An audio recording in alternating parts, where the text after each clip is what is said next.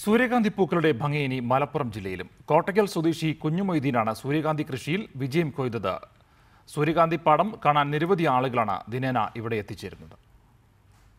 സന്ദർശകരെ ഏറെ ആകർഷിക്കുകയാണ് കോട്ടക്കലിലെ സൂര്യകാന്തി പാടം.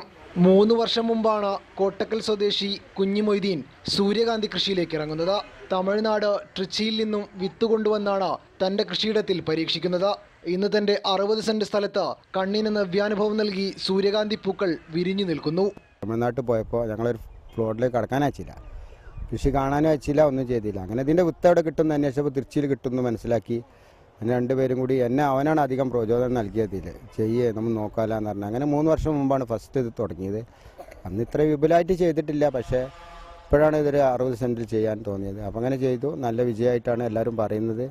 മനസ്സുവെച്ചാൽ ഏത് മണ്ണിലും എന്തും കൃഷി ചെയ്യാമെന്ന ഈ കർഷകൻ തെളിയിക്കുന്നു. പൂക്കൾ വിരിഞ്ഞതോടെ ഇവിടേക്കുള്ള സന്ദർശകരുടെ ഒഴുക്കും വർദ്ധിച്ചു. ചിത്രങ്ങൾ പകർത്താനും സെൽഫി എടുക്കാനും ദിനേനെ നിരവധി പേരാണ് സൂര്യകാന്തി പാടത്തെത്തുന്നത്. മലപ്പുറം ജില്ലയിൽ നമ്മൾ ഒരിക്കലും കാണാത്തൊരു സംഭവമുള്ളത്.